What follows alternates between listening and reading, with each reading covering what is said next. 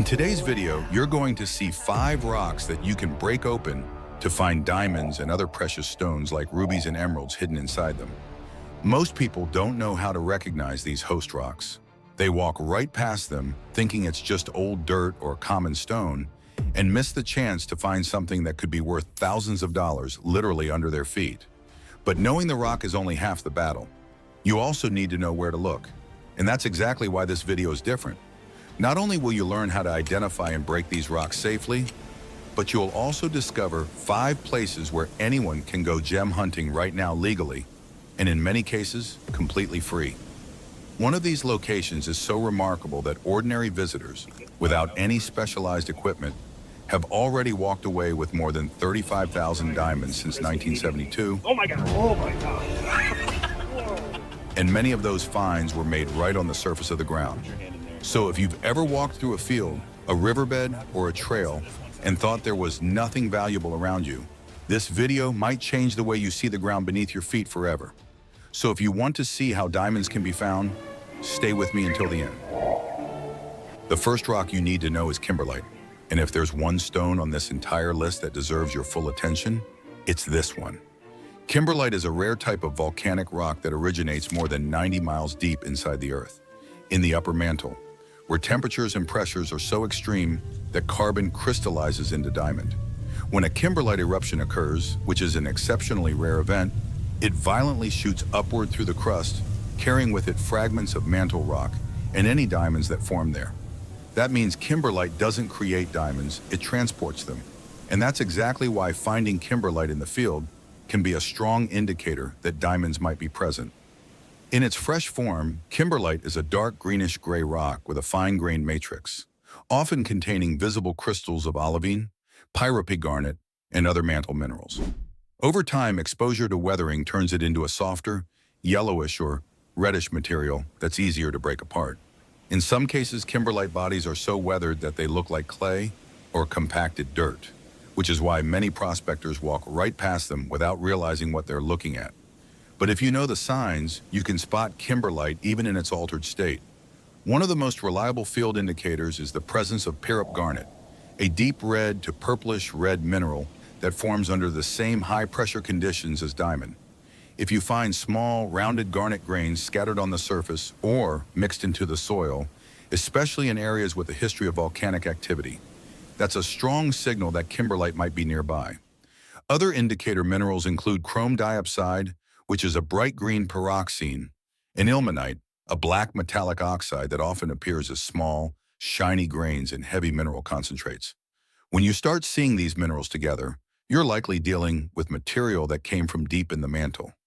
Breaking kimberlite requires a different approach than breaking most other rocks. Because it's often soft and crumbly, especially in weathered zones, you don't need heavy hammers or chisels. A small rock pick and a sturdy bucket are usually enough.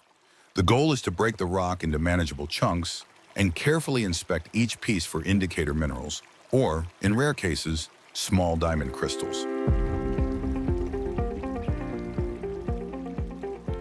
Diamonds in kimberlite are usually octahedral in shape, with a greasy or resinous luster that stands out from the duller matrix. They're also much harder than any other mineral in the rock, so if you find a clear or slightly yellowish crystal that scratches glass with ease, you might be holding something extremely valuable. In the United States, kimberlite occurrences are known in states like Colorado, Wyoming, and Montana, though most of these deposits don't contain gem-quality diamonds in commercial quantities. Still, even finding indicator minerals in these areas is significant because it confirms the presence of deep mantle material and opens the door to further exploration. In other parts of the world like South Africa, Russia, and Canada, kimberlite pipes have produced some of the largest and most valuable diamond deposits ever discovered. And the process of finding them always starts the same way, by recognizing the rock, understanding its context, and knowing what to look for inside. Now, pegmatite is probably the easiest to recognize in the field. Pegmatite is an igneous rock that forms during the final stages of granite crystallization when the remaining magma is extremely rich in water and dissolved elements like lithium, boron, and fluorine. Because of this high water content, crystals have more time and space to grow, which is why pegmatites are famous for their unusually large mineral grains. In a typical pegmatite, you can see quartz crystals the size of your fist, feldspar blocks as big as bricks, and sheets of mica that peel off in layers several inches wide. But what makes pegmatite truly valuable is that it's also the primary host rock for gemstones like tourmaline, beryl, and topaz. Tourmaline appears in pegmatites as long, striated columns that range in color from jet black to deep green, pink, blue, and even multicolor combinations known as watermelon tourmaline. The crystals grow perpendicular to the host rock and often stand out visually because of their darker color and strong linear striations running along the length of the prism. In some pegmatites, especially those with pockets or vugs, you can find well-formed tourmaline crystals that are completely free of matrix, making them ideal for cutting or polishing. And even if the crystal is still embedded in the rock, a careful break along the natural fracture lines can free it without causing damage. Beryl is another major gemstone found in pegmatites, and it includes several well-known varieties like aquamarine, emerald, morganite, and golden beryl. In pegmatite, beryl typically forms as hexagonal columns with smooth faces and a glassy luster. Aquamarine, which is pale blue to blue-green, is the most common variety found in pegmatites across the United States, especially in regions like Colorado, California, and New Hampshire. The crystals can range from tiny fragments to massive columns weighing several pounds, and even lower-grade material has value in the collector market. Emerald, which is the green variety of beryl colored by chromium or vanadium, is much rarer and usually forms in specialized pegmatites associated with metamorphic rocks. Topaz is the third major gemstone associated with pegmatites, and it's one of the hardest minerals you'll encounter in the field, with a Mohs hardness of 8. Topaz crystals are typically colorless, pale yellow, or light blue, with sharp, well-defined faces and a strong vitreous luster. They form in the late stages of pegmatite crystallization and are often found in cavities lined with quartz and muscovite mica. Because topaz is so hard and brittle, breaking it out of the host rock requires precision. The best approach is to use a small chisel and carefully work around the crystal, following the natural cleavage planes of the surrounding minerals. If you try to force it, the crystal can shatter along its perfect basal cleavage, leaving you with worthless fragments instead of a cuttable gem. In the field, recognizing pegmatite is straightforward. Look for light-colored rock outcrops with very coarse texture, often appearing as veins or dikes cutting through darker metamorphic or igneous rocks. In road cuts, pegmatites stand out because of their large, blocky crystals and pale color, which contrast sharply with the surrounding material. Once you've identified a pegmatite body, the next step is to examine the weathered surface and the loose material at the base of the outcrop. Many gemstone crystals are already partially freed by natural erosion, and with minimal effort, you can extract them from the soft, decomposed matrix. And if you find one tourmaline or beryl crystal, there's a good chance that more are nearby, because pegmatites tend to form gem-rich zones rather than isolated occurrences. The third rock on the list is marble, a metamorphic rock formed when limestone is subjected to high heat and pressure. Pure marble is white and composed almost entirely of calcite, but most natural marbles contain impurities that give them color, and more importantly, create the conditions for gemstone formation. When marble comes into contact with igneous intrusions or hydrothermal fluids, a process called metasomatism occurs, where new minerals crystallize in response to chemical changes in the rock. This is how corundum, which includes ruby and sapphire, forms in marble. In aluminum-rich marbles, especially those exposed to high temperatures, corundum crystals grow as hexagonal prisms or barrel-shaped grains. Ruby, which is red corundum colored by chromium, is the most valuable variety, but blue, pink, and even black sapphires can also form in the same environments. Breaking marble to find corundum requires patience and a good understanding of the rock structure. Marble is moderately soft, with a hardness of 3 on the Mohs scale, so it breaks easily with a hammer. The challenge is identifying which layers or zones are most likely to contain gemstones. Look for sections of the marble that show color banding, especially zones with a pinkish, grayish, or bluish tint, as these often indicate the presence of corundum or spinel. Once you've located a promising zone, use a chisel to carefully break the rock along its natural bedding planes. Corundum crystals are much harder than the surrounding marble, so they'll resist scratching and stand out visually as solid, well-formed grains. Even if the crystals are small or heavily included, they're still valuable as mineral specimens or as raw material for lapidary work. Schist is a medium to high-grade metamorphic rock characterized by its foliated structure and high mica content. Schist forms when shale or mudstone is subjected to intense heat and pressure, causing the minerals to recrystallize into aligned sheets. This alignment gives schist its characteristic sparkle, which comes from countless tiny mica flakes reflecting light. But beyond mica, schist often contains valuable accessory minerals like garnet, kyanite, and staurolite. Garnet is by far the most common gemstone found in schist, appearing as dark red, wine-colored, or brown crystals that range from pea-sized grains to fist-sized specimens. In some schists, especially those derived from aluminum-rich protoliths, kyanite forms as blue and bladed crystals with a vitreous luster and perfect cleavage. Breaking schist to extract garnets is relatively simple because the rock splits easily along its foliation planes. Use a flat chisel and a light hammer to pry apart the layers, exposing the internal structure. Garnets often weather out naturally and can be found loose in the soil at the base of schist outcrops, but the best quality crystals are usually still embedded in the host rock.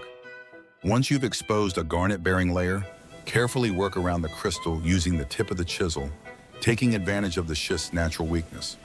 With minimal effort, you can pop the garnet free without damaging it. And if you find one garnet, keep breaking more layers, because garnets and schist tend to occur in clusters rather than as isolated grains. Now we get to basalt, a dark, fine-grained volcanic rock that forms from rapidly cooled lava. Basalt itself isn't particularly valuable, but it's the host rock for some of the most beautiful and sought-after gemstones in the world, including amethyst, agate, and peridot. These gemstones form in gas cavities, also called vesicles, that were trapped in the lava as it cooled. Over time, mineral-rich groundwater seeps into these cavities and deposits layers of silica, forming agate and chalcedony. In some cases, the silica crystallizes into quartz, which can be colorless, smoky, or, in the presence of iron impurities, deep purple amethyst. Peridot, which is a gem-quality variety of olivine, forms directly in the basalt matrix and appears as small, olive-green crystals with a glassy luster. Breaking basalt to find geodes and gemstones requires a different technique than the other rocks on this list. Basalt is hard and dense, so you'll need a heavy hammer and safety glasses. The goal is to look for rounded, hollow-sounding nodules or sections of the rock with visible cavities.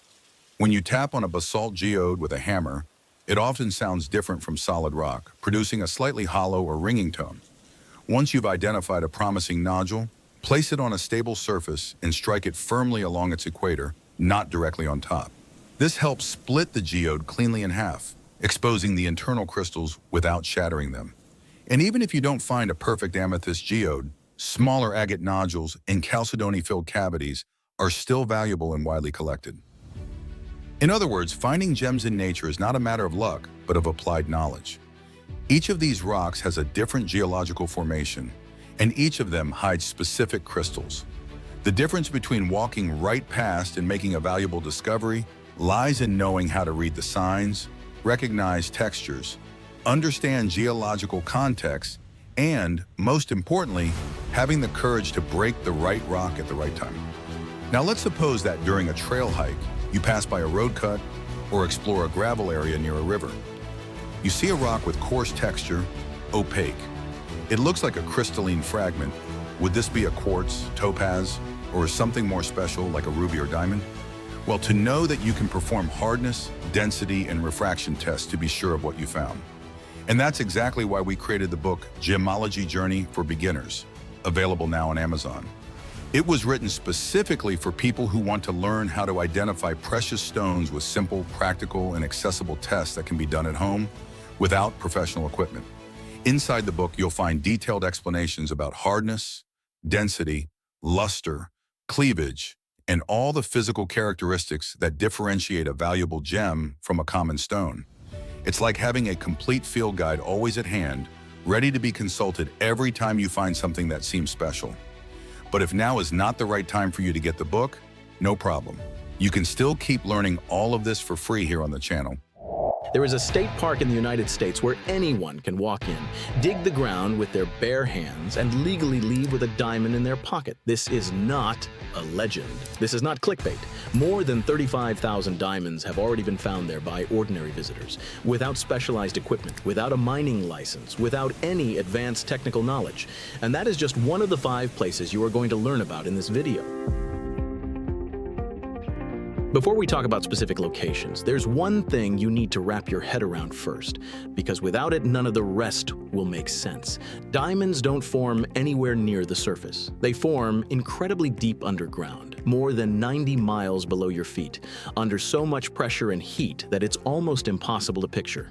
And the only reason they ever reach the surface is because of a very specific and rare kind of volcanic event. One that shoots a column of rock upward from deep inside the earth all the way to the top. That column of rock has a name, Kimberlite. And wherever Kimberlite exists, diamonds can exist too. Think of it like a pipe drilled through the earth from the inside out. The eruption forces that pipe upward, cutting through every rock layer in its way. And as it moves, it carries diamonds along for the ride. When it finally cools and hardens at the surface, it leaves behind what geologists call a kimberlite pipe. And these pipes are essentially natural diamond delivery systems from the deep earth to the surface. They don't look dramatic from the outside. No glowing crater, no obvious sign, just a particular type of dark, heavy rock sitting in the ground, waiting to be recognized. Now, over millions of years, rain, wind, and rivers slowly break those pipes apart and wear them down. As they erode, the diamonds locked inside get released into the surrounding landscape. Water picks them up and carries them downstream. They settle into riverbeds, collect in the curves of rivers where the current slows down, and accumulate in old gravel deposits that may have been active waterways thousands of years ago. This is why so many diamond discoveries happen in and around rivers and creek gravels, sometimes a long way from where the original pipe was located. And here's something that really helps when you're out searching.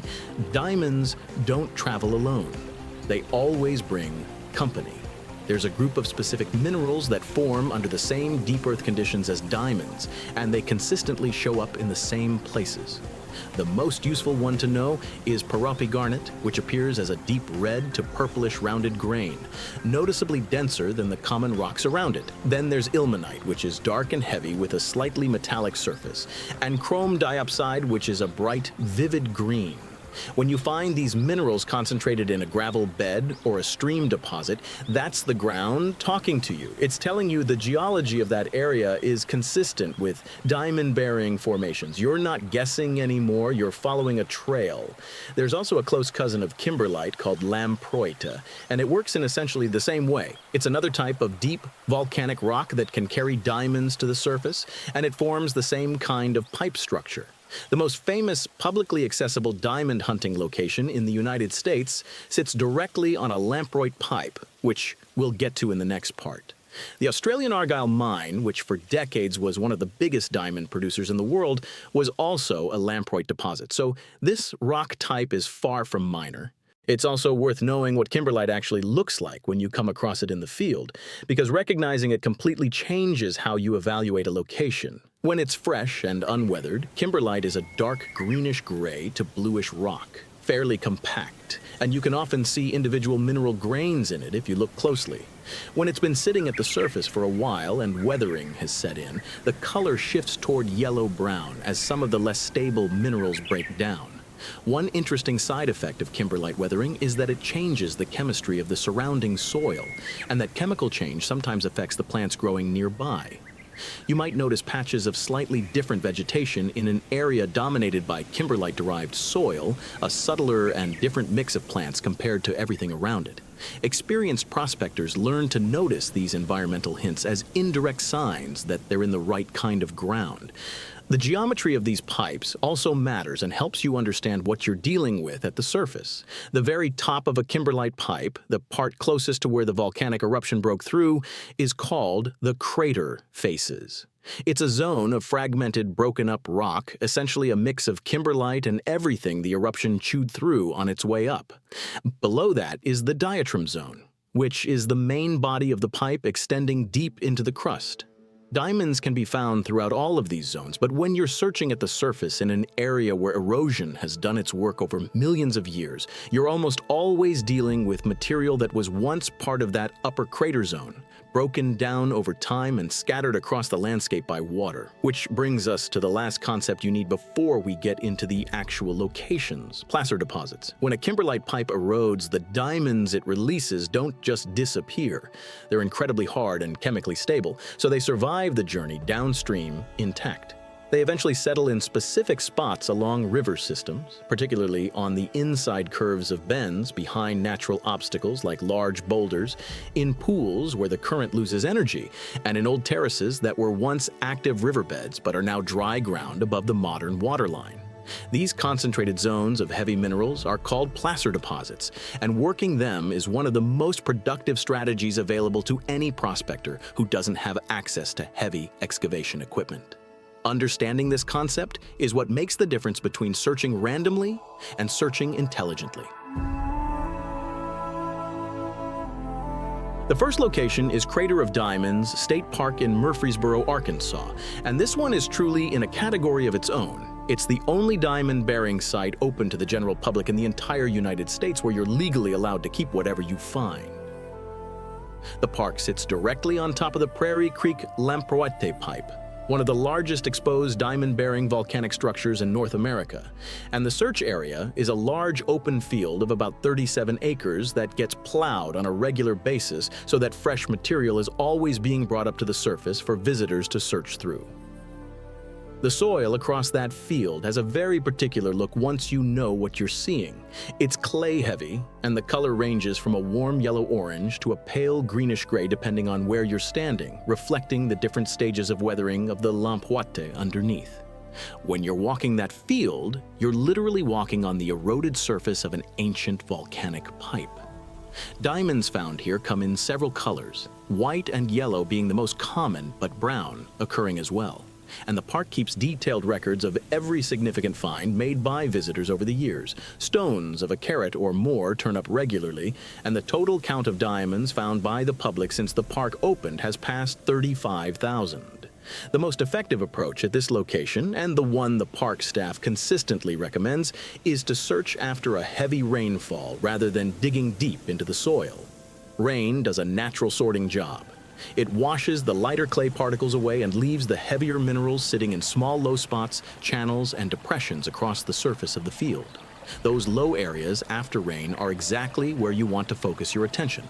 The diamond itself behaves differently from the surrounding rocks when it's wet. It has what's described as a greasy or oily luster, a surface reflection that doesn't look quite like glass and doesn't look quite like rock either. It's subtle, but once you've seen it, it becomes recognizable. Density is your other constant guide. Diamonds are noticeably heavier than you'd expect for their size, and picking them up feels different from picking up a similarly sized piece of quartz or limestone. Many of the most significant finds at Crater of Diamonds have come from visitors who noticed that something simply looked out of place, a slightly wrong shape, a luster that didn't fit, a weight that didn't match expectations. That combination of patience and basic geological awareness is what separates people who leave with something from people who leave with nothing. The second location takes us to the Colorado-Wyoming state line region, specifically to what geologists call the State Line Kimberlite District. This district straddles the border between the two states in the area around Fort Collins to the south and Laramie to the north, and it contains more than 40 individual kimberlite pipes, making it one of the most geologically significant kimberlite fields anywhere in North America. Most people traveling through that corridor have absolutely no idea what's sitting beneath the landscape around them. The pipes are embedded in rolling, high-altitude terrain, and decades of natural erosion have scattered indicator minerals across a wide area of creek gravels and hillside debris. Doing this location right takes a little preparation because land access varies quite a bit depending on exactly where you are. Some portions of the district fall within public land administered by the Bureau of Land Management, where recreational prospecting for personal use is generally allowed under federal guidelines, though you should always confirm the current rules before going out. The star indicator mineral in this district is pyrope garnet, and it's been documented in creek gravels throughout the region by both amateur prospectors and professional geologists. When you find a gravel bar or stream bed concentrate loaded with dense, rounded, reddish-purple grains, you're in exactly the kind of ground you're looking for. The garnets from this particular field tend to have a distinctive purple-red tone that's different from the more common almandine garnets that show up in the metamorphic rocks all through the Rocky Mountain region. And learning to tell those two apart, mostly through density and that specific color quality, is a skill that pays off significantly once you're working this terrain. The kimberlite pipes in this district also tend to leave a subtle physical mark on the landscape. A gentle circular or elliptical depression where the softer volcanic rock has eroded slightly faster than the harder surrounding country rock. When you start noticing these depressions and orienting your search around them, you're prospecting with geological intelligence rather than just hoping for luck. The third location stays in Arkansas, but moves beyond the boundaries of the state park, out into the broader river system that drains the Prairie Creek area. This is the alluvial extension of the same deposit. The diamonds that eroded from the Prairie Creek pipe over thousands of years didn't all stay within the park boundaries. Water carried them downstream into the tributaries of the Arkansas River and beyond. And historical accounts from early settlers and prospectors in the region document diamond finds in streams well outside what is now the park. That dispersal pattern is geologically expected and well supported by the evidence. Secondary placer deposits, concentrations of heavy minerals in old gravel terraces and active stream gravels can exist throughout the drainage area of any river system connected to a diamond-bearing source. Searching these secondary deposits is a different kind of challenge from working the park. There's no plowed field waiting for you, no staff to orient you, no map marking the productive zones. You're reading the river system directly, looking for the kinds of places where heavy minerals would naturally concentrate. The inside bends, the pools behind large obstacles, the elevated terraces that were once active riverbeds. It takes more skill and more patience, but the geological logic is sound, the history supports it, and the absence of crowds makes it genuinely appealing for anyone willing to put in the work. The fourth location brings us to the Leucite Hills volcanic field in Wyoming, in the Green Mountains area east of Rock Springs. This is a lamproite field, geologically comparable to Crater of Diamonds in terms of the type of rock involved, but dramatically different in terms of how much attention it has received from the public. The Leucite Hills contain some of the best preserved lamproite outcrops found anywhere in North America, sitting in a wide-open high desert landscape where much of the surrounding land is publicly accessible. Indicator minerals, including chrome diopside and pyrope garnet, have been documented in the gravels of this area, and because so few people have explored it systematically compared to sites in Arkansas, it remains genuinely open territory. One detail about this field worth paying attention to is the effect that lamproite-derived soils have on the vegetation around them. The unusual chemical makeup of these soils, elevated in potassium and magnesium relative to surrounding terrain, sometimes creates visible transitions in plant communities, patches where different species grow or where familiar species grow in unusual densities. These vegetation changes are subtle, but in an otherwise uniform desert landscape, they stand out to anyone who's learned to look for them, and experienced prospectors use them as a natural overlay map pointing toward the volcanic material underneath. The fifth and final location takes us across the border into Canada, to the kimberlite-rich terrain associated with the Northwest Territories and the surrounding regions of northern Ontario and Quebec. The Lac de Gras Kimberlite Field in the Northwest Territories is one of the most prolific diamond-bearing geological zones ever discovered, and it underpins major commercial operations that have been running for decades. But beyond the active mining areas, the surrounding territory contains additional kimberlite pipes that have been identified but never fully developed, and access to some of this terrain is possible through guided rockhounding tours that operate legally with the appropriate permits. What makes the broader region especially interesting from a prospecting standpoint is the role that glaciation played in the landscape. The massive ice sheets that once covered this entire region were enormously effective at scraping material off kimberlite pipes and redistributing it across vast distances. The result is that indicator minerals, pyrope garnet, chromite, and ilmenite in particular, show up in glacially transported gravels over an enormous area, making it possible to detect the signature of diamond-bearing rock even when the original pipe is deeply buried or far away. That glacial dispersal acts like a wide-angle lens, spreading the clues across a much larger search area than you'd have in a non-glaciated region. What ties all 5 of these locations together is the same underlying story. Ancient volcanic activity deep in the earth brought diamond-bearing rock to the surface, and then water, time, and in some cases glaciers did the work of concentrating those minerals into places where a person with the right knowledge can actually find them. The geology does the heavy lifting. Your job is to learn to read it and put yourself in the right place at the right time. Knowing where to go is one thing. Knowing what to actually do when you get there is something else entirely. And this is where a lot of people fall short. A raw diamond in the field looks nothing like what you'd see in a jewelry store. There's no sparkle, no facets, no obvious glitter sitting on top of the gravel screaming at you to pick it up. It's a rough stone, often covered in clay or iron staining, sitting among hundreds of other rough stones that all look roughly similar at a glance. The difference between finding one and walking past it comes down entirely to technique and knowing what specific properties to look for.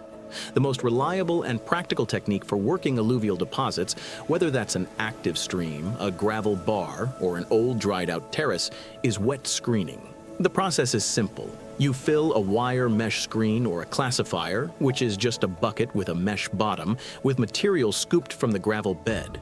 You submerge that screen in water and shake it back and forth until all the fine silt, sand, and clay have washed through the mesh and drained away. What stays behind in the screen is the coarse, heavy fraction of the material, the stuff that's too dense and too large to wash through.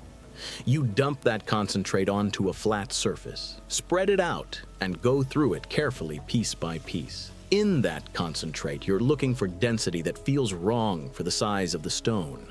A surface luster that's different from quartz and feldspar and the blocky or slightly rounded octahedral crystal shape that raw diamonds often display. Some diamonds are perfect crystals. Others are fragments or irregular shapes from having been broken during transport.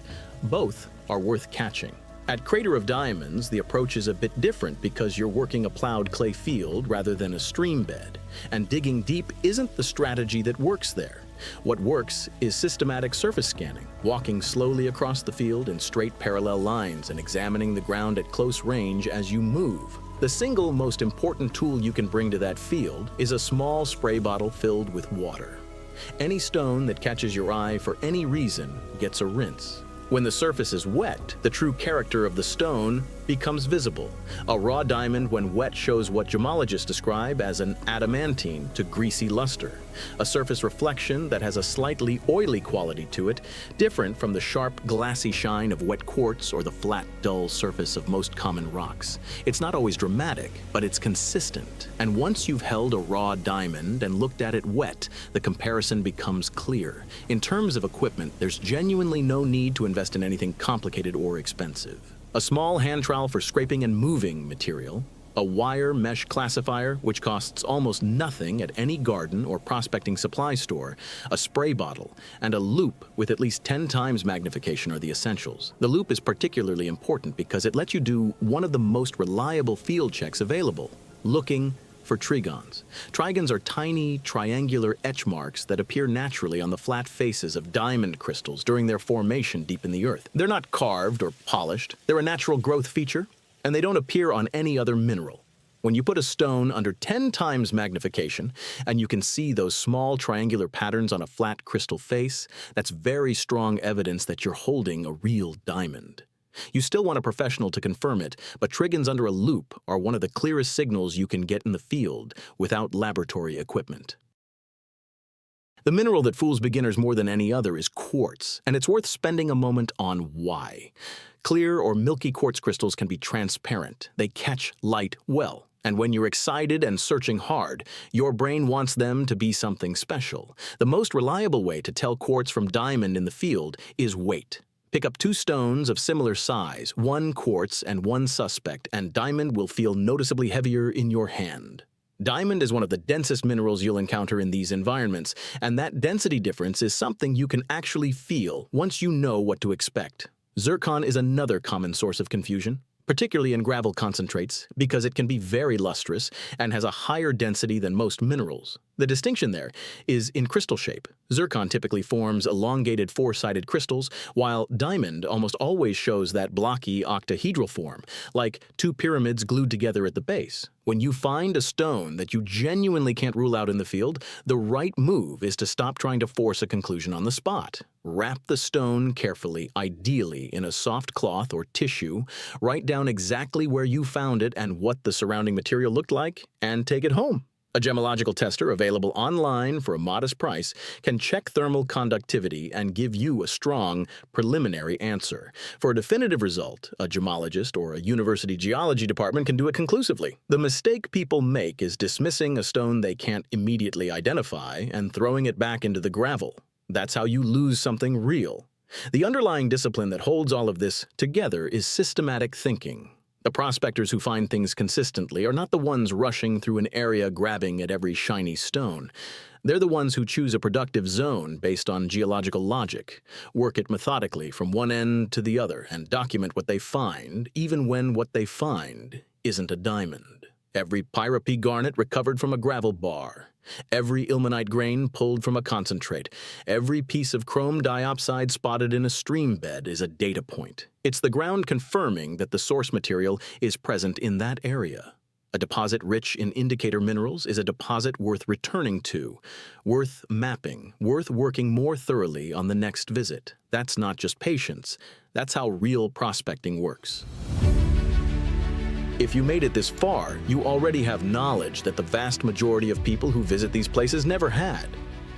You understand why kimberlite matters, what indicator minerals reveal about the ground beneath you, how to work an alluvial deposit with technique instead of luck, and what to expect when you are holding a stone that might be a raw diamond. But the next step, knowing how to confidently identify what you found before showing it to any buyer, is where most people make the most costly mistakes. People all over the world sell for a few dollars what could be worth hundreds or thousands, simply because they don't know what they are holding. And there are buyers out there who count exactly on that.